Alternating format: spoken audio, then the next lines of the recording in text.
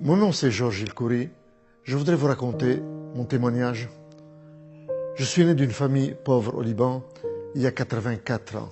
C'est ça. J'ai 84 ans. Et tout ce que je voulais de la vie, je voulais être heureux. Comme chaque personne qui m'écoute. Vous voulez être heureux dans cette vie.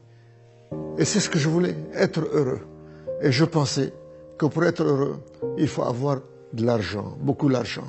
Il faut devenir puissant. Et il faut goûter à tous les plaisirs de la vie. Et je pensais que le meilleur plaisir était le plaisir des relations sexuelles. Alors comme je m'étais marié jeune, au Liban, et j'ai eu quatre enfants, mais je tenais absolument à être heureux. Alors que faire? Vous savez qu'est-ce que j'ai fait? J'ai quitté mes enfants, j'ai abandonné mes 4 enfants, petits. J'ai quitté ma femme, j'ai quitté le Liban et j'ai divorcé. Je suis venu en Europe pour avoir beaucoup d'argent, devenir puissant et goûter à tous les plaisirs de la vie et surtout des relations sexuelles. Et j'ai eu tout ça.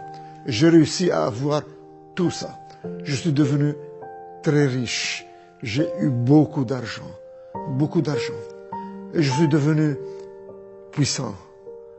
J'ai fondé 5 banques dans le monde. 5 banques. Et quant au plaisir des relations sexuelles, j'en ai eu autant que le roi Salomon. Des centaines de femmes, peut-être que j'ai même atteint le chiffre de 1000. Et j'ai essayé tout ça. Et je n'arrivais pas à être heureux. Je ne savais plus quoi faire pour être heureux. Alors, je voulais attirer l'attention encore vers moi. Et j'ai appris à piloter.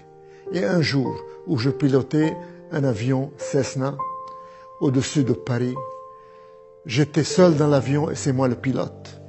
Soudain, l'avion allait s'écraser. Dans quelques instants, je savais que j'allais mourir.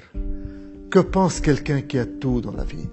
Qui a tout, l'argent, la puissance et les plaisirs, quand il va mourir, quand il est sur son lit de mort? Je sais, je l'ai essayé. C'est la peur de découvrir qu'est-ce qu'il y a après la mort, la peur de la mort. Mais l'avion a touché le sol, il s'est écrasé, il était en morceaux. Et je regardais, je n'avais rien.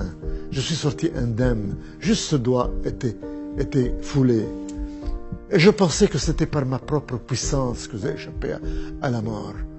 Mais maintenant je réalise qu'il y a quelqu'un qui m'aimait et qui s'appelle Jésus-Christ, Dieu, le Fils de Dieu, qui m'a sauvé d'une mort certaine, parce qu'il a un plan dans ma vie, comme il a un plan dans la vie de chacun de vous.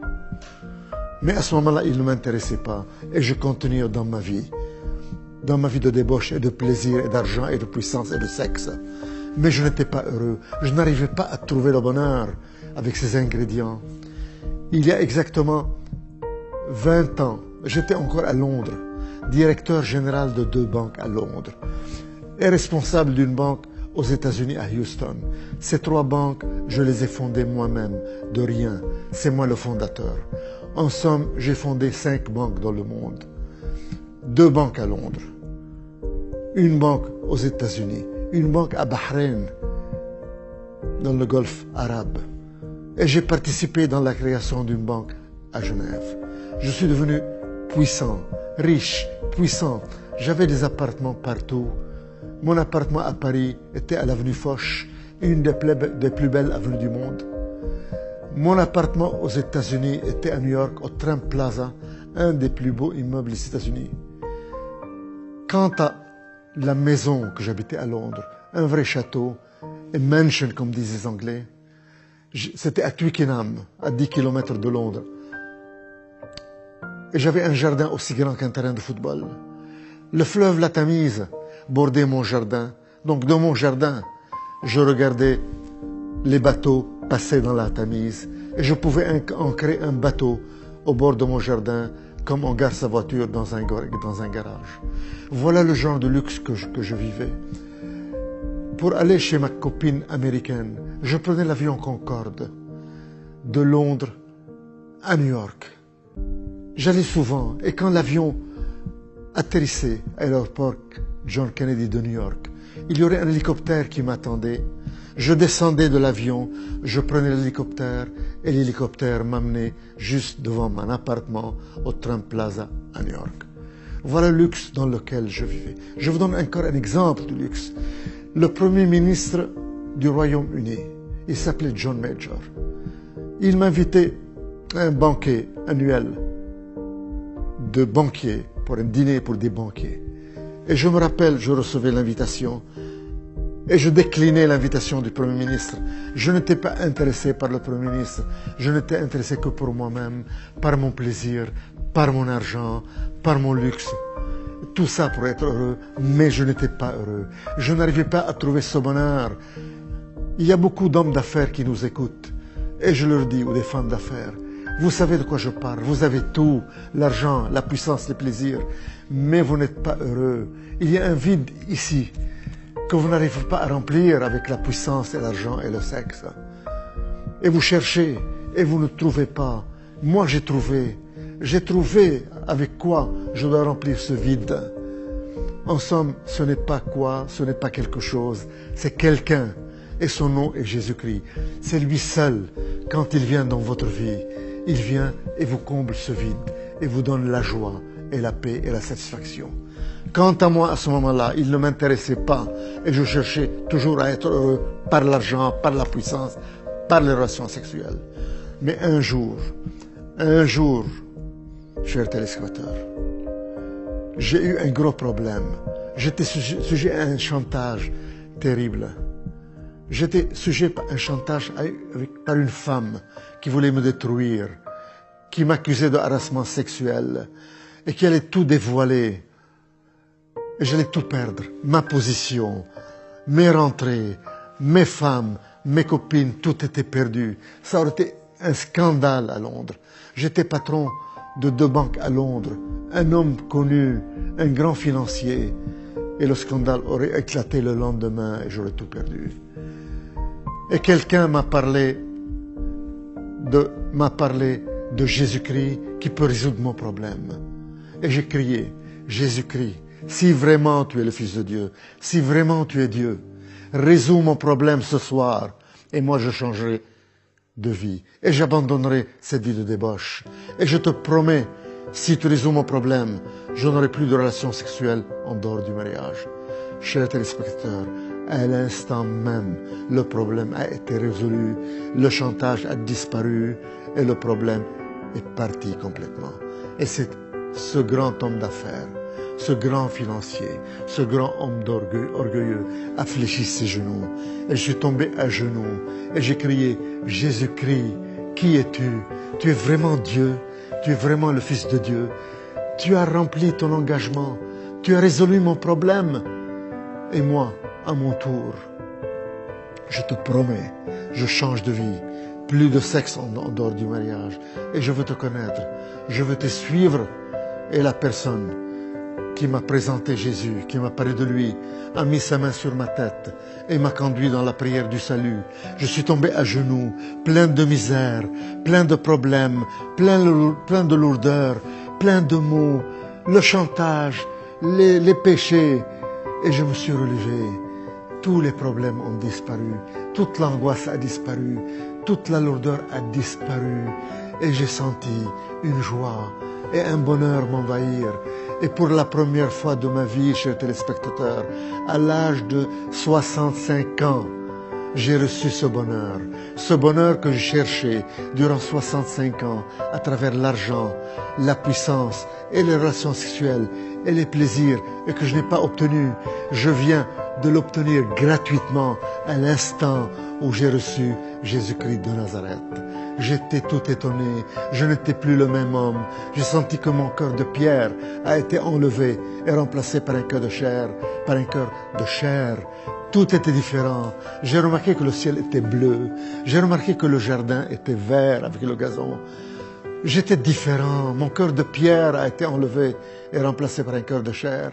Alors je me suis tourné vers cette personne qui m'a parlé de Jésus et je lui dis, mais qu'est-ce qui m'arrive? Je ne suis plus la même personne. Qu'est-ce qui m'arrive? Et il me dit, Tu es né de nouveau. C'est ça la nouvelle naissance. C'est ça la relation avec Jésus-Christ. Tu as maintenant la vie éternelle puisque tu as accepté Jésus-Christ. Chers téléspectateurs, ma vie a changé à partir de ce moment-là. Et je suis devenu un homme différent. Je ne peux plus mentir. Je ne peux plus tricher. Je ne peux plus que faire du bien. Et j'ai voulu à ce moment-là me marier pour avoir une vie en règle, pour avoir des relations sexuelles dans le mariage. Et j'ai supplié le Seigneur pour qu'il me montre qui il veut que j'épouse. Et je voulais que j'épouse une de mes anciennes amies. Mais dans un moment de désespoir où j'ai crié, Seigneur, il me faut une femme, trouve-moi une femme. Je lui ai dit, je vais ouvrir maintenant la Bible. Et montre-moi dans ta parole, dans la Bible, qui tu vas me donner comme épouse. Et j'ouvre la Bible. Et je tombe sur Malachie 2,14. Et je commence à lire. Vous dites pourquoi? Parce que le Seigneur a été témoin entre toi et la femme de ta jeunesse que tu as trahi. Et le Seigneur a été témoin de votre mariage. Et il ajoute, ne trahissez pas la femme de votre jeunesse, car moi, le Seigneur, le Dieu d'Israël, je hais les divorces. Et j'entends au fond de mon cœur, retourne à la femme de ta jeunesse, la mère de tes 4 enfants, que tu as abandonnée et divorcée il y a 31 ans.